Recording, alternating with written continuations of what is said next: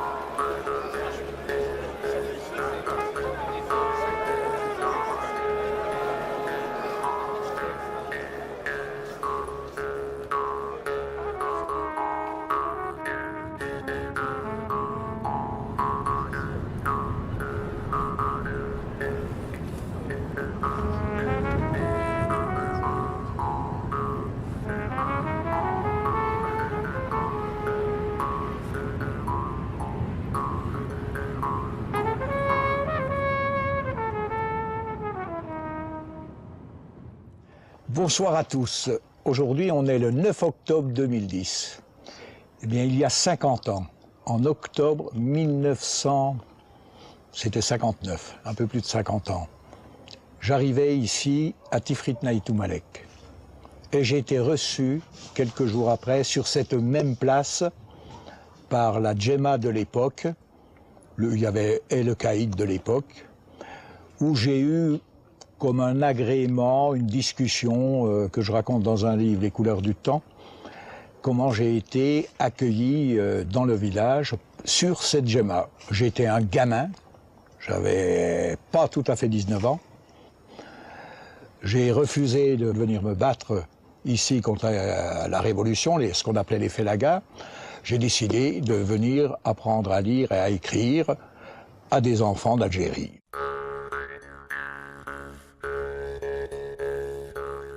On est ravis de vous voir parmi nous. Voilà, voilà. Quel bonheur. Je vous fais la bise là. Moi j'en fais 4, oui. J'en fais 4.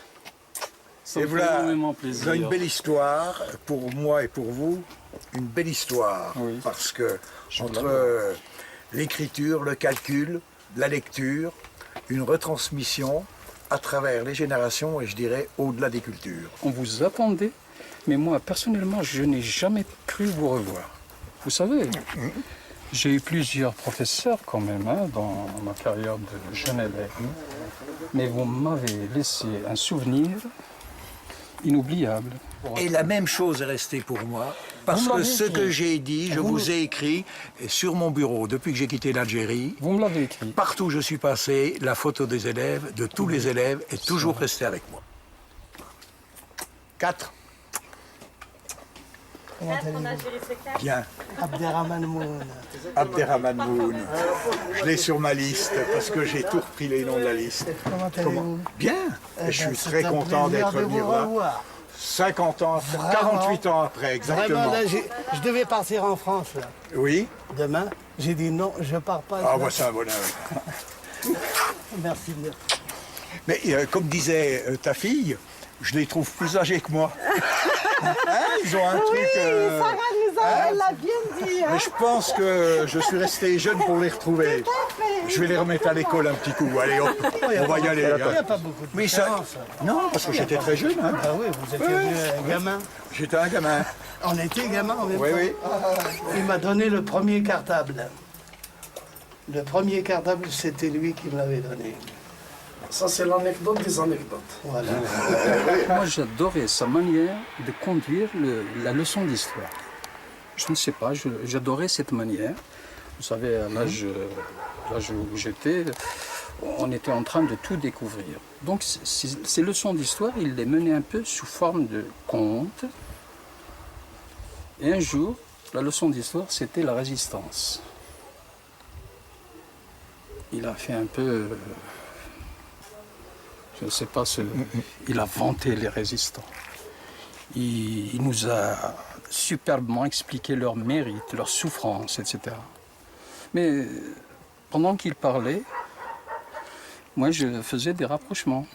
Et à un moment donné, presque timidement, j'ai levé le doigt. Je dis, monsieur, monsieur. Il m'a regardé. Oui, monsieur. Mais alors, à basse voix, c'est comme l'Algérie maintenant. Il a continué la leçon sans rien me répondre. J'étais un peu attristé. Je n'ai pas eu de réponse de sa part parce que je l'attendais, cette réponse. La leçon s'est terminée, on est sorti en récréation. Vous étiez avec Cavalier. Exact, oui. À un moment où vous vous êtes écarté de Cavalier, puis vous vous êtes approché de moi, et vous m'avez touché à la tête. Vous m'avez dit, Moon, c'est comme l'Algérie maintenant. Vous voyez, cet épisode-là, c'est des instants qu'on n'oublie pas, je crois. Si j'avais refusé de venir Avant votre réponse avec la mitraillette, c'est que j'avais déjà dans la tête sur les choses de À l'époque, résistance. la mitraillette ne vous convenait pas, vous Non. étiez presque un adolescent.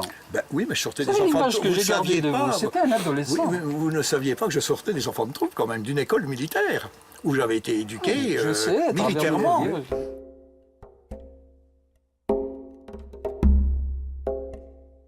Mon père était gendarme, portait le ceinturon, avait le pistolet, un archement en cuir sur la veste.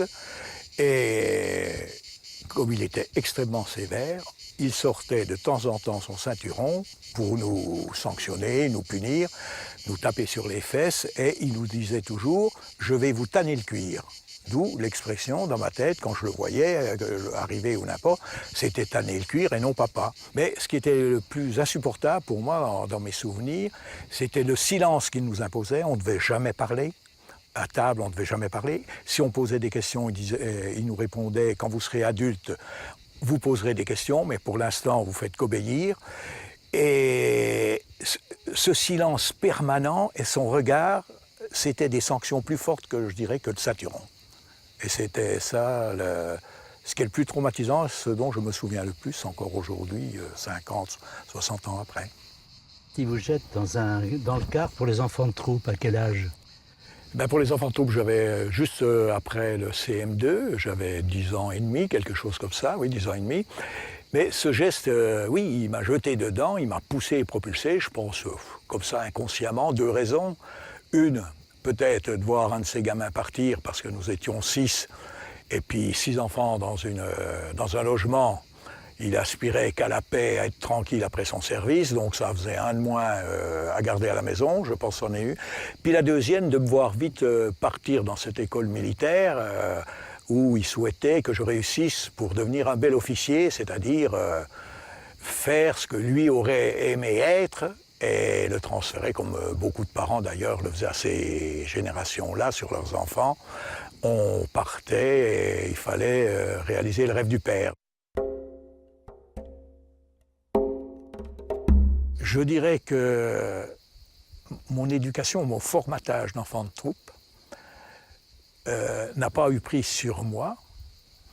Et même mon père m'ayant montré du doigt en disant « tu as peur de faire la guerre, tu as peur de ceci ».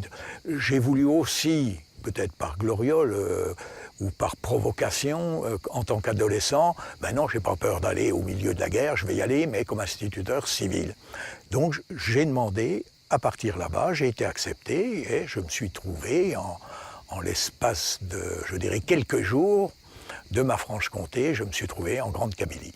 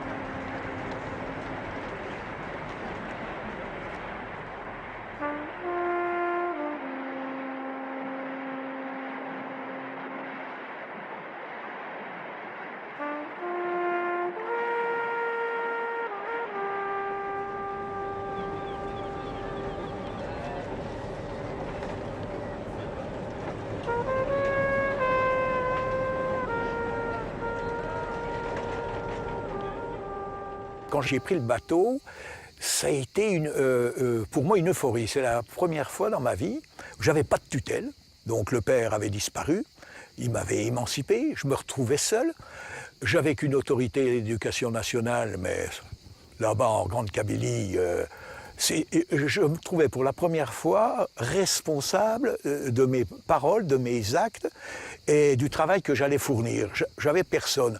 C'était presque une explosion, même une angoisse, une heureuse angoisse, je vais dire.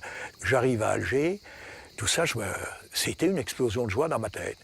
J'ai bien vite mesuré que cette joie n'était qu'interne, parce que tout autour de moi, la guerre, dès que j'ai débarqué à Alger, la guerre était là.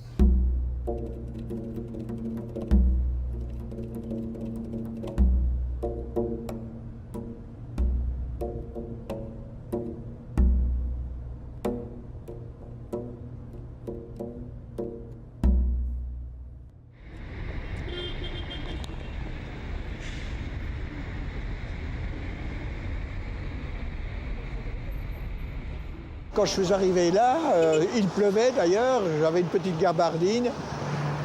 J'ai débarqué, j'ai cherché la gare, les gamins me couraient après pour cirer mes chaussures malgré la pluie. Je suis un peu remonté me promener par ici, là, j'ai cherché, je me suis promené dans les rues. Et puis au bout de je ne sais pas combien de temps, peut-être 1 heure, j'ai enfin trouvé la gare qui était à côté de moi au débarquement. Et ben, je me suis mis vite dedans en attendant le premier train pour Tizi Ouzou. Donc les choses se passaient ici. C'était bien là.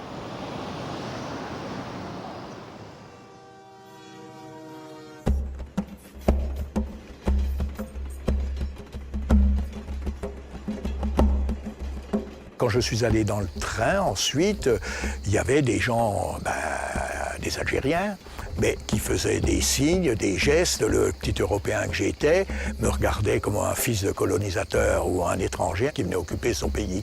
Donc ils avaient des gestes, dont ce fameux sourire kabyle, c'est-à-dire on met le doigt sur la gorge pour dire « un jour on te coupera la tête ». Et j'ai eu tout ça dans le train Alger-Tizi Ouzou.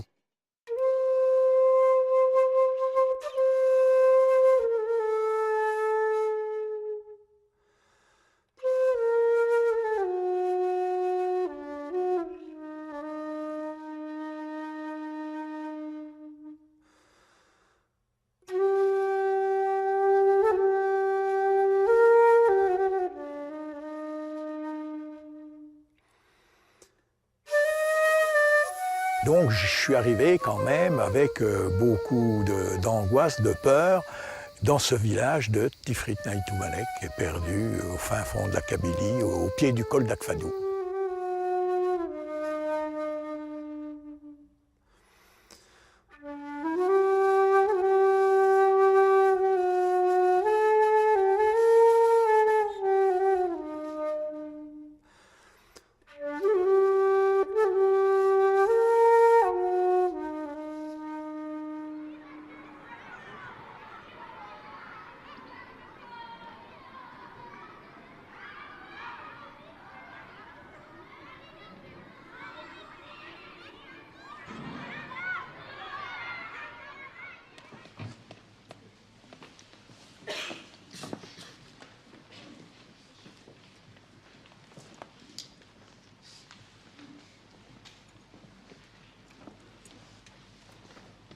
Je suis venu ici, je n'avais pas de formation pédagogique. La formation pédagogique nous a été faite cycliquement par des stages, souvent à Bouira, à Tizi Ouzou. On allait régulièrement en stage sur le plan pédagogique. Mais quand je suis arrivé, j'avais aucune notion de pédagogique, j'avais que ma bonne volonté et mon savoir, l'instinct que j'avais en tête, me rappelant les enseignements de l'école, d'adolescents et tout. Mais je pense que j'avais un petit peu ça dans la peau, puisque instinctivement, puisque j'avais des élèves de plusieurs, ça commençait à 7-8 ans jusqu'à 15 ans, donc j'avais fait moi-même instinctivement 3 niveaux de classe pour pouvoir enseigner régulièrement et que l'enseignement soit cohérent entre tous. Alors il y avait les plus grands prenaient en charge comme des tuteurs les plus petits, ce que je leur avais appris, rapprenaient aux autres, etc. Donc ça a été instinctif de moi. Et après, je me suis bien structuré par les stages pédagogiques, mais au départ, c'était, je dirais, le cri du cœur et le senti personnel. Guy Beaujard, en nous instruisant, involontairement, et même volontairement, a également donné une instruction à nos parents, qui ne connaissaient rien de tout ça. Parce que nos parents ne voyaient qu'une chose, c'est notre rentabilité. Quand est-ce qu'on va garder les chèvres? Quand est-ce qu'on va aller donc cultiver le jardin, couper les arbres, enfin, vaquer à toutes les tâches qui incombent à un homme. Mais n'oublions pas non plus que Guy Beaujard, entre autres, a donné des cours donc, le soir pour adultes, pour nos parents. Il n'avait pas beaucoup de clients, mais il y en avait qui venaient quand même.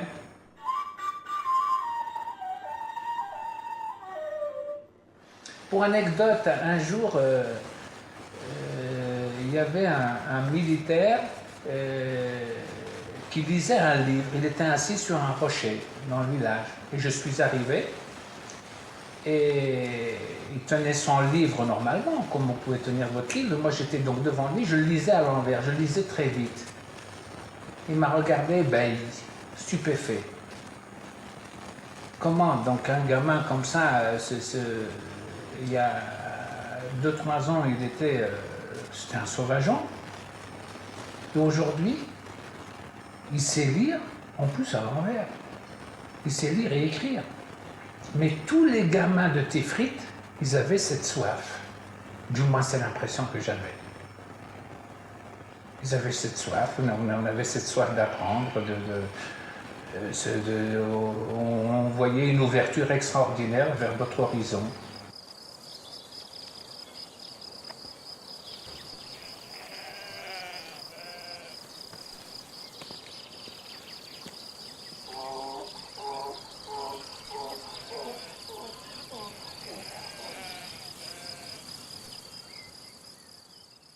Ils étaient heureux de tout apprendre, même ils apprenaient plus que les programmes. Ils apprenaient au-delà. Je faisais école, je ne dirais pas 24 heures sur 24, mais pas loin. Ensuite, les familles me demandaient de venir, les parents des enfants, pour faire l'écrivain public. Donc, j'étais au contact des parents, au contact des enfants. Et ce que je rapportais, finalement, a une répercussion presque régionale. Parce que j'allais de village en village faire aussi l'écrivain public, dans d'autres villages, le soir. Et je pense que j'ai eu une protection du FLN de l'époque, parce que je pense que je me suis fait apprécier. Je ne parlais jamais politique, jamais, sauf de temps en temps, je laissais entendre quand même aux enfants, puis à quelques parents, que l'indépendance, c'était quelque chose de normal pour eux, et que je ne voyais pas pourquoi les Français resteraient là-bas. Et je tiens toujours à signaler, le premier enfant qui a du certificat d'études après 3 ans d'enseignement par moi-même, c'est le premier depuis 1830, lorsque nous sommes entrés en Algérie. Dans ce village-là, c'est la première fois qu'il y avait une école et c'est la première fois qu'un jeune a eu le certificat d'études. Il est devenu lui-même instituteur dans l'école où je lui ai appris à lire, à écrire, et directeur d'école de toute la région. Et ce garçon-là, je tiens à lui rendre hommage aussi. Pendant plus d'une quinzaine d'années, sous la présidence de Boumedienne, il a continué, bien que le français ne pouvait pas être appris à l'école, il a continué en cours du soir à apprendre le français à tous ceux qui voulaient dans la région. Et tous les soirs, il apprenait le français à tous les enfants et les adultes de la région où il habite, de Tifrit Neit Malek. Vous savez, nous sommes dans un village perdu de la montagne Kadil, un village des plus misérables. Alors, je crois que c'est la première fois que j'ai vu Tizi Ouzou, c'était à l'occasion du certificat d'études en 61, en juin 61. Si j'ai bonne mémoire, c'était le 24 juin 61. Alors, c'était grâce à M. Beaujard.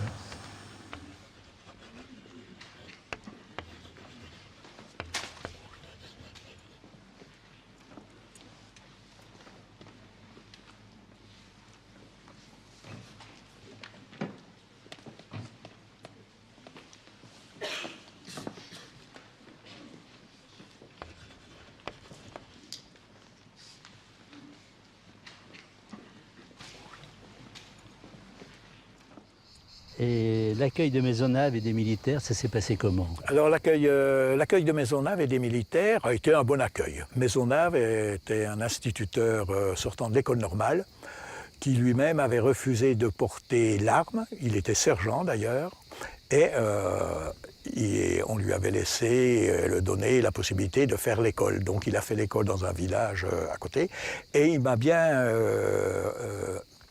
entouré pédagogiquement pour apprendre à lire et à écrire, pour faire l'école, faire le métier d'instituteur. C'est lui qui m'a bien initié et mis en garde quand il avait plus de maturité que moi. C'est un garçon qui avait 25 ans, qui avait déjà enseigné en France et il avait une certaine solidité. Et Maisonneuve, qui est décédé aujourd'hui,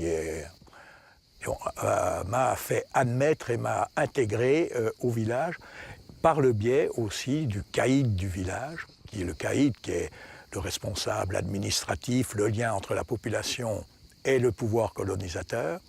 Et ce caïd-là était un homme de grande qualité, très diplomate en tout domaine,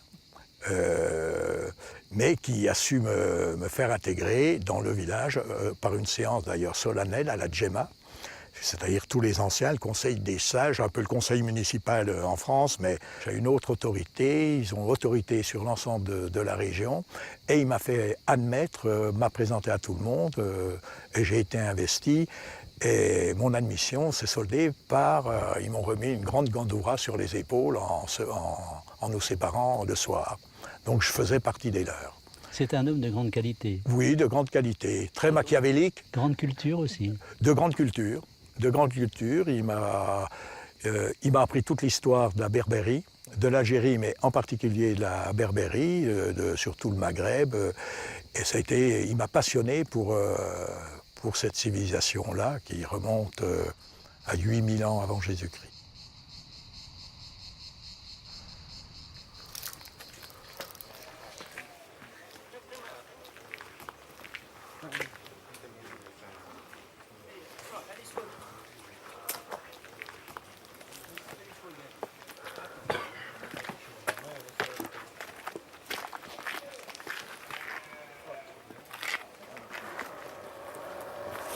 Tout ça, c'était habité. Ah oui, voilà, Vous êtes vraiment donc au cœur de... Au cœur du village Du que j'ai connu, village, oui, de le cœur du maison village que j'ai connu, là.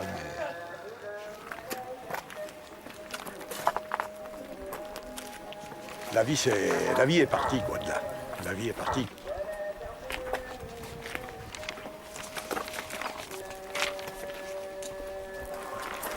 L'ancien village est tout là. L'ancien village Là, on va commence à partir de là. Voilà. Lorsque vous étiez là, Je suis c'est la passé limite, là c'est parce la que limite je me maximale. souviens de la porte verte là. Elle n'a pas dû être peinte en 50 ans. Elle Je est me souviens très bien de la porte verte. même si elle a été peinte, elle a été Dans la repeinte même dans la couleur. même couleur. Oui, oui, non, mais je me souviens bien Ici, il y avait une épicerie en dessous. Voilà, il y avait une épicerie et j'y allais de temps en temps. Rentrer dans Voilà l'épicerie. l'épicerie, elle est là. Elle est là. Mais elle a été arrangée et il y a même la toiture qui Il y était a- Non, non, l'épicerie de ce côté-là. de ce côté. De ce côté-là, il y avait un mûrier avant. Des mûriers. Là, il y a 50 ans.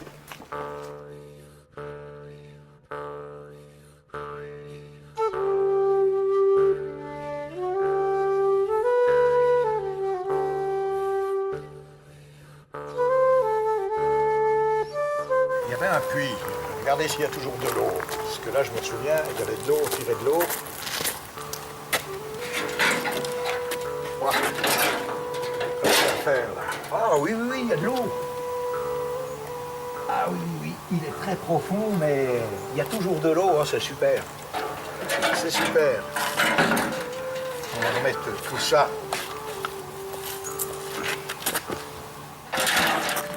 Voilà, parfait.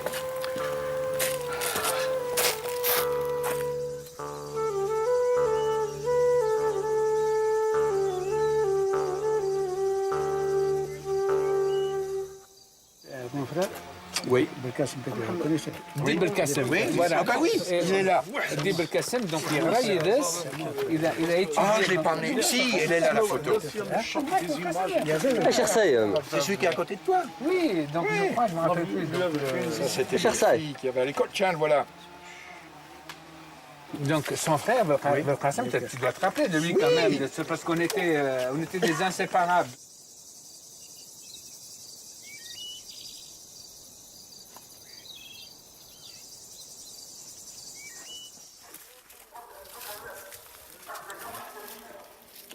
J'ai sillonné à l'époque toutes ces ruelles en allant à l'école, en redescendant, en revenant, en m'arrêtant de temps en temps chez des parents ou chez 2-3 commerçants. Et de revoir tout ce beau village qui est accroché à cette montagne resserré sur lui-même comme pour se défendre, solidaire entre eux devant tous les événements, je dirais naturels et des barbaries humaines, c'est tout un passé qui s'en va, qui était solide et puis qui disparaît, quoi.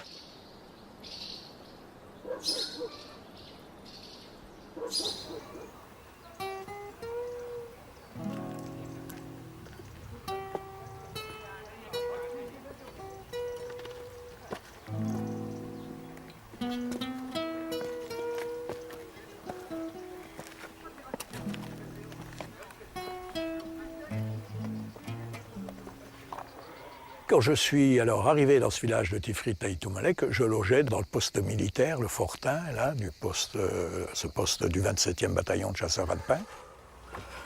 Ah ben m'y voilà, 50 ans après. C'est là où il y a 50 ans, je suis entré pour la première fois un soir, il faisait nuit.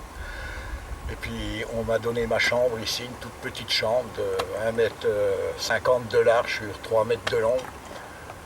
Où après j'avais comme compagnon de lit un chien, la guenon Victorine et parfois 3 marcassins entraient là. Et c'est là que j'ai passé 2 ans à faire les allers-retours avec le village pour aller à l'école. Ah, c'est bien là.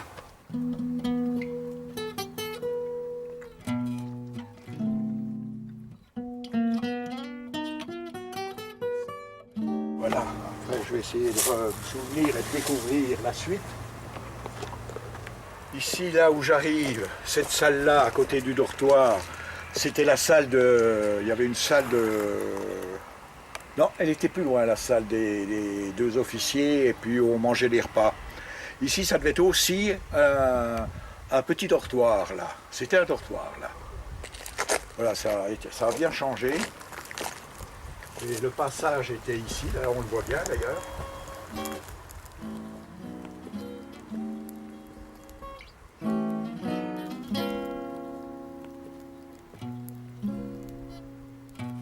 Ici, il y avait la grosse citerne où l'eau était amenée par quelques bourricots. Chaque bourricot portait 4 jerrycans d'eau pour remplir la citerne qui est là et pour que les soldats, que tout le monde se lave et puisse se laver. C'était l'eau pour se laver, se nettoyer, ou laver le linge, qu'on lavait d'ailleurs pas souvent, hein, on lavait jamais d'ailleurs. Voilà, c'était là au-dessus, la grosse citerne. Et quand il n'y avait pas d'eau, on se lavait, je me rappelle, avec un peu de vin blanc pour se raser. Là, ce qu'on voit à travers la lucarne, le village, je crois, entre 2 rivières, Rigerschaffen, qui était le village au pied du col d'Akfadou, qui, de mémoire, a dû être rasé complètement par l'armée française au moment des événements, dans les années 57-58, quelque chose comme ça. C'est ce village là-bas qui maintenant qui est tout reconstruit. Alors là, oui, on accédait aux dernières petites pièces à l'arrière, où il devait y avoir d'ailleurs des munitions qui devaient être cachées. Je ne sais plus si c'est là ou là, moi j'ai été qu'un civil accepté dans le camp, et les munitions devaient se trouver soit là ou soit là.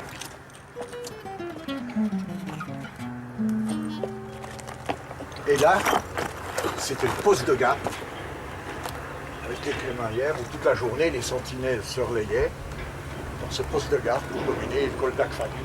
C'est bien là, c'est ça. C'était le poste de garde. Ah oui, c'est voir.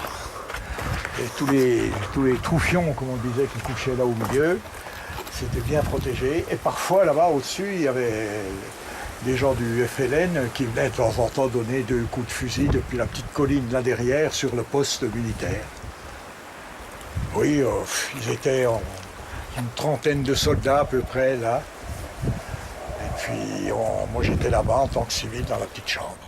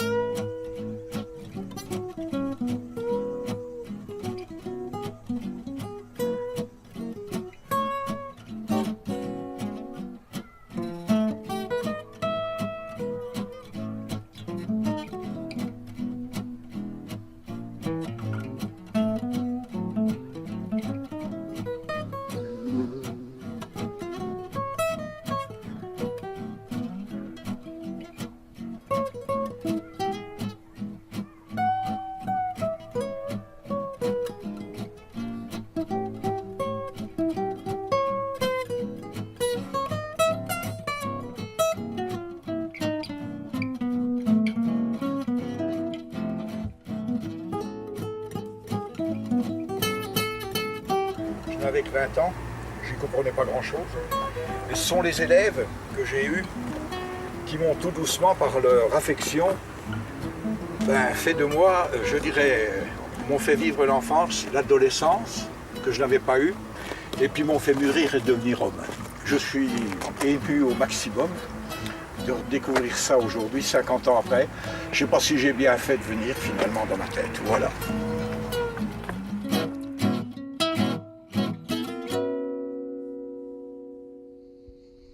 Parlez-nous de ce colonel FLN qui vous a tant marqué.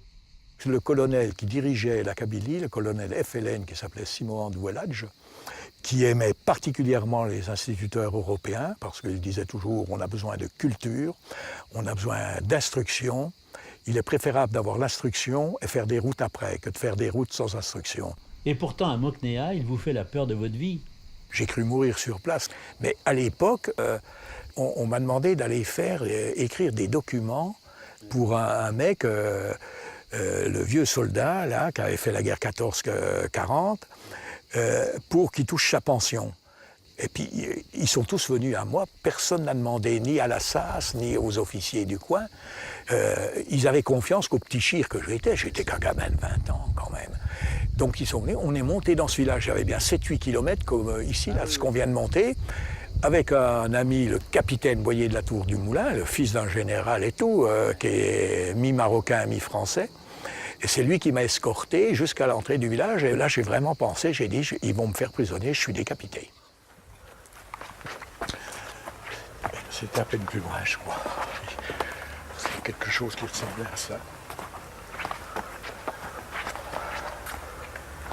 Ce virage. Quand ils m'ont fait revisiter le village en octobre 2010, j'ai retrouvé la maison à 5 mètres près. Là, voilà le coin.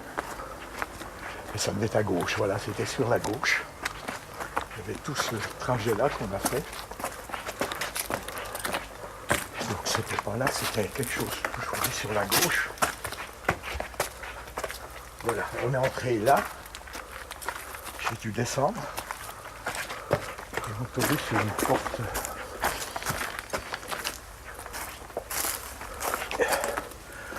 Ça doit être là, une de ces portes-là. Parce qu'après, dans le souvenir, je suis pas redescendu, on tournait tout de suite à gauche, j'étais derrière ces portes, ça s'est passé. Et les gars, ils m'ont dit oui, Guy Beaujard a raison. Ils ont soulevé une trappe, la cage du colonel était là. Et moi, j'étais à 5 mètres où j'avais rencontré le colonel. Je suis arrivé là, par cette porte à l'arrière. Il y avait 7 cours. Derrière moi, quand je suis arrivé sur ma gauche, j'ai vu les montagnes, qui sont certainement celles ici qu'on voit. Au bout d'un instant, dans mon dos, sont arrivées 2 personnes, dont une personne nous a écoutés et m'a posé des questions sur l'enseignement, sur l'école, comment les enfants se comportaient, etc. On a parlé longuement. Et dans la lumière, la pénombre, il m'a semblé reconnaître un monsieur qui était venu 2-3 mois avant dans ma cour d'école à Ifira, parlant des élèves. Il était resté quelques minutes dans la cour d'Ifira, puis il était reparti. En voyant son visage, il m'a semblé le reconnaître, mais ça n'a pas été plus loin dans la discussion. Il m'a ensuite parlé que pour l'Algérie, il serait bon qu'il y ait une école par village. Je me souviens très bien de son expression. Pourquoi je vous dis ça, monsieur l'instituteur? Parce que je suis le colonel Simond Oueladj. Et à ce moment-là, j'ai été comme figé sur place. J'étais qu'un gamin, un grand gamin de 20 ans, un peu plus de 20 ans. Le colonel Simond Oueladj était un personnage connu, bien sûr, de tous les militaires, de moi-même et de tout le peuple.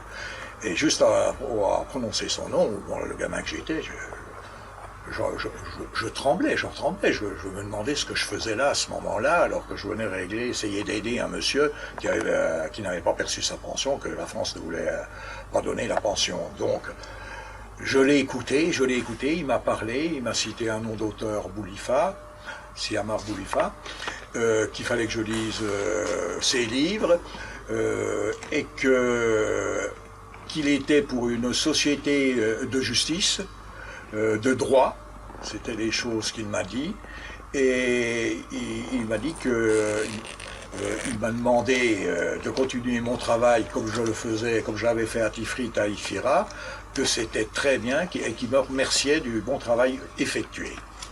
Et là-dessus, à la fin, avec un de ses moudjahidines, il a dit « J'irai planter le drapeau à Sidi Ferruch ». Et suite à cette conversation-là, la séparation s'est faite, chacun est reparti de son côté, et j'ai reçu quelque temps après, d'ailleurs une lettre que j'ai amenée ici, du colonel Simond Oueladj, où il me demande à faire connaître à l'inspection académique si j'envisage de reprendre un poste en Algérie à la rentrée d'octobre 62. Il me précise, vous serez accueillis avec la plus grande cordialité par la population qui n'aspire qu'à s'instruire et par toutes les autorités algériennes. Il va de soi que toutes les garanties concernant les personnes et les biens vous seront données. Voilà, signé le colonel Simond Oueladj avec sa signature. Et c'est lui, appréciant les instituteurs et le savoir, a donné l'ordre de me ramener à Alger, de me prendre dans le village où j'étais, de me ramener à Alger, pour éviter que je me fasse couper la tête, puisque j'avais déjà donné ma réponse favorable pour revenir en octobre 62, refaire l'école dans le village. Donc c'est lui qui m'a fait ramener jusqu'à Alger pour éviter que je me fasse tuer. Le monde enseignant a laissé beaucoup de plumes là-bas, que la France d'ailleurs, je ne veux pas entrer dans l'histoire, mais que la France a complètement nié, oublié, comme elle a oublié ses harkis, comme elle a mal reçu ses pieds noirs, les a pas intégrés, ni les pieds noirs, ni les harkis, même 60 ans après. Cette fin de guerre d'Algérie est véritablement un désespoir, je dirais, une honte nationale. Donc ce choix que j'ai fait, j'aurais pu y laisser ma peau, puisqu'à plusieurs reprises quand même il y a eu des incidents. Donc quand je suis arrivé, une embuscade, où il y a eu un mort et plusieurs blessés dans le convoi de GMC. Et j'aurais pu y passer ce jour-là, mais comme ils disent, Inch'Allah.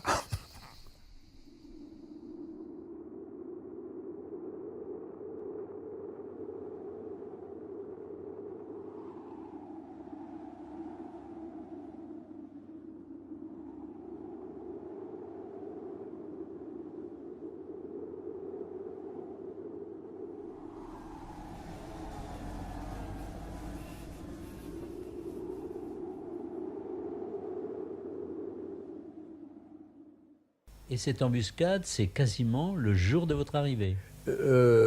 L'embuscade, on arrivait d'Azazga. Moi, j'avais passé déjà 2 jours ou 3 jours à Tizouzou, à la gendarmerie, où je ne savais pas trop où aller. J'avais été récupéré au couvre-feu. Je ne savais même pas qu'il y avait un couvre-feu. J'arrivais innocent là-bas et j'ai été récupéré à la tombée de la nuit. Je me trouvais devant la gendarmerie. Ils m'ont récupéré. D'ailleurs, je me suis fait bien remonté, comme on dit vulgairement, les bretelles. Et après, ils m'ont emmené au convoi du 27e BCA, qui m'a emmené jusqu'à Azazga. On a fait une pause à Azazga, je me souviens, et puis c'était la tombée de la nuit. Le lieutenant qui commandait le convoi nous a dit « Allez, il faut y aller ». On est même en retard, et c'est là, on est parti. Et je me souviens, on avait fait, je ne sais pas, peut-être 7 ou 10 kilomètres, je ne peux pas dire, moi dans ma mémoire c'est ça. Et c'était une route comme un fer à cheval où il y avait un pont qui était cassé, qui était détruit, et les GMC, l'AFTRAC et tout le petit convoi passait là. Et là, c'est à ce moment-là qu'il y a eu quelques rafales les camions ont continué à avancer, et tout d'un coup, tout s'est bloqué. Et bon, ça a été très rapide, hein. Il y avait eu une rafale dans la bâche du camion, et il y en a eu un qui a été atteint. Je l'ai sorti du camion, ça sortait, il y en avait qui pleuraient, c'était bien sûr... ils étaient jeunes comme moi, c'était des soldats du contingent. Mais particulièrement, est-ce que j'ai eu des craintes? Non, j'ai fait des gestes que j'avais appris dans mon école d'enfants de troupe, tout simplement. Et puis j'ai tiré cet homme-là, d'ailleurs, ce que je raconte, j'ai touché les carotides. Pour voir, je l'ai traîné dans le fossé, et puis ça a été très vite, le lieutenant a donné des ordres. Quelques instants après, il y a des hélicoptères qui sont arrivés.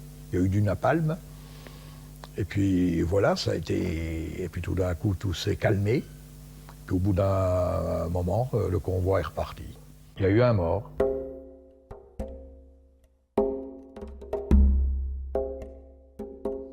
Alors j'ai rencontré le fils du colonel Simon Andoueladj à Alger, quand je suis retourné à Alger en octobre 2010, et il a recherché dans ses archives, et il était lieutenant en 1959. Et il nous a montré, devant témoins, que c'était lui qui était l'auteur de l'embuscade où je me trouvais. C'est lui qui avait monté l'embuscade. Moi, il y a 2-3 balles qui sont passées au-dessus de ma tête, des bâches, là, ce que j'ai expliqué tout à l'heure, où il y a eu un décès et quelques blessés. Et ce qui est remarquable, c'est le père qui me sauve la vie à la sortie, 3 ans après. Je trouve l'histoire magnifique. Et j'ai vu le fils à Alger, il m'a reçu chez lui. On a beaucoup discuté, on est en relation, toujours.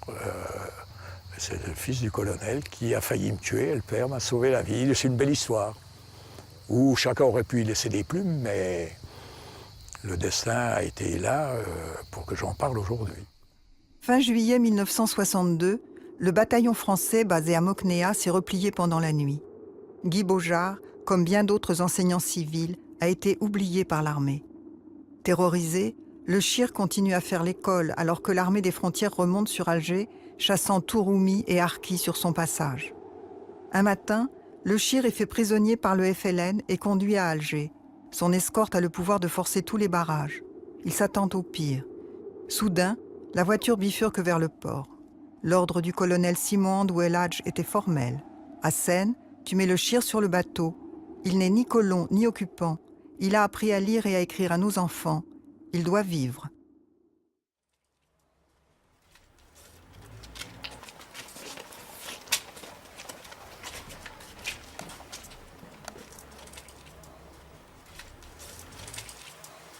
Monsieur Simon Andoueladj, mon colonel, ce jour je viens vous dire, de vous à moi, ce qui me réjouit quelque part, est de constater que la France a pour devise liberté, égalité, fraternité.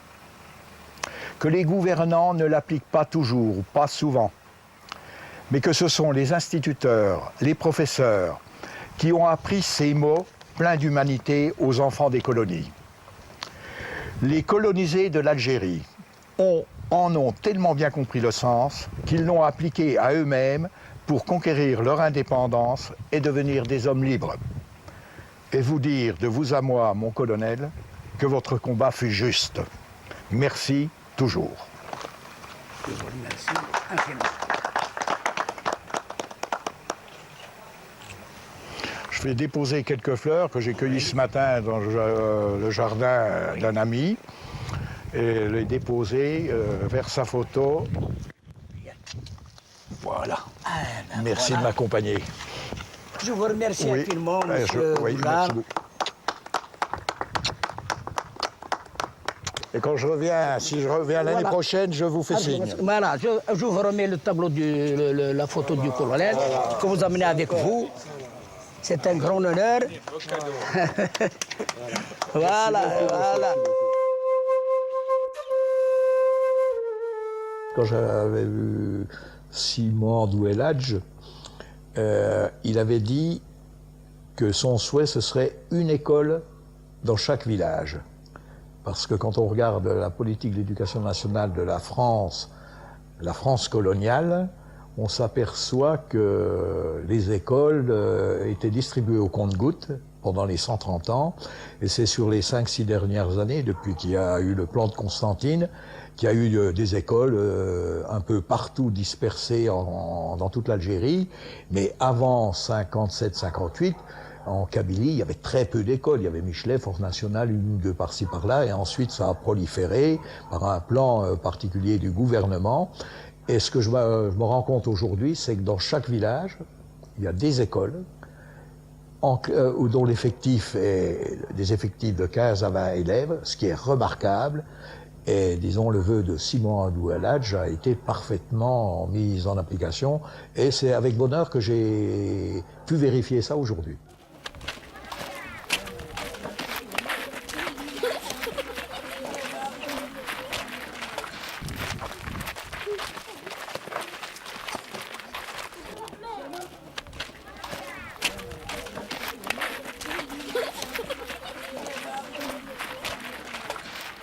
Il a la blouse blanche.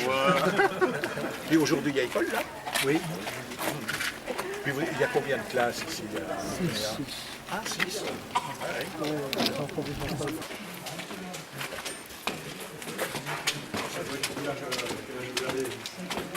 Ah oui. Toujours des classes, les enfants.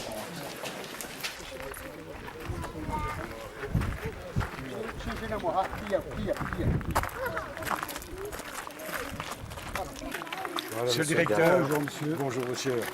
Je vous souhaite la bienvenue. Également, moi je suis très heureux, 50 ans après d'être revenu dans ce village à l'appel de mes anciens élèves. Et je vous offre ce livre que j'ai dédié à monsieur Majid Essaha. Toutes les langues de ce monde sont une richesse pour l'homme. Le brassage des cultures nous conduit vers plus d'humanité et nos échanges vers plus de respect sur les chemins de la paix. Monsieur Mohamed Moon a obtenu son certificat d'études et lui-même est devenu instituteur au village, transmettant les outils de la communication entre les êtres humains. Aujourd'hui, c'est vous qui avez pris le relais. Je suis fier d'appartenir à cette chaîne. Très amicalement à vous, Guy Beaujard. Merci, Merci, monsieur. Merci beaucoup.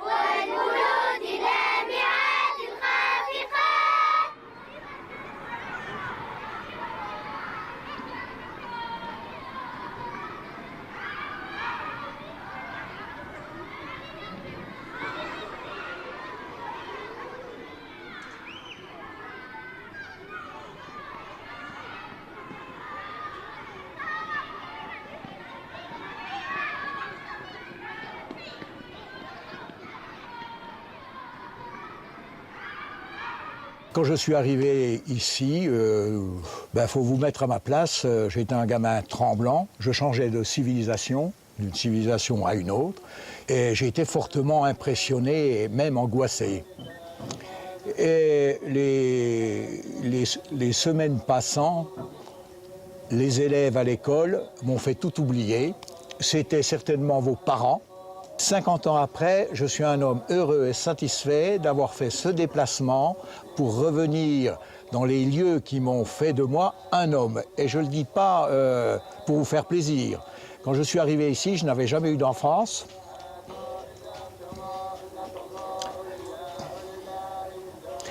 Je n'avais jamais eu d'adolescence. Et au contact de certains d'entre vous qui sont ici, Mohan Moon, Idir Mouache, Dibamar et bien d'autres. C'est avec eux, ils m'ont appris l'adolescence, ils s'en sont pas aperçus, mais avec eux dans les discussions, j'ai été un adolescent et avec bien sûr le monde adulte, les parents et les gens du fort, les militaires, je suis devenu un homme. C'est-à-dire en même pas 2 ans, grâce à Tifrit Naïtou Malek et à son contexte, même sur fond de guerre, c'est là où j'ai eu mes racines. Et depuis que j'ai quitté Tifrit Naïtou Malek, sur mon bureau a toujours été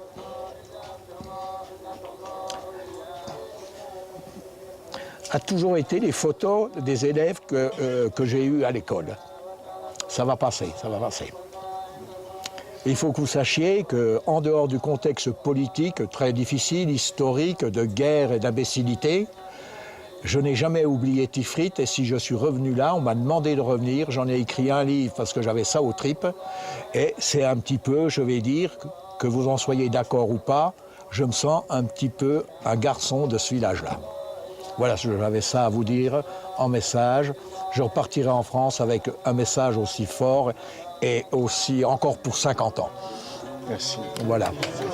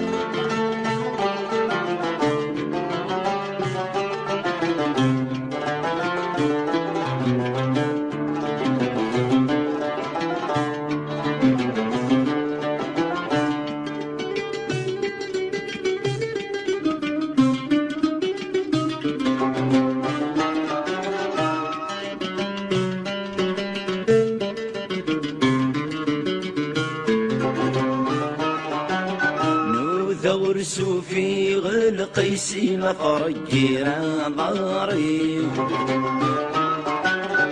نثورسو في غلقيسي لفرجينا ضاري ثمرة ورثي ثحرس مكسمون ذلغ ثمزيو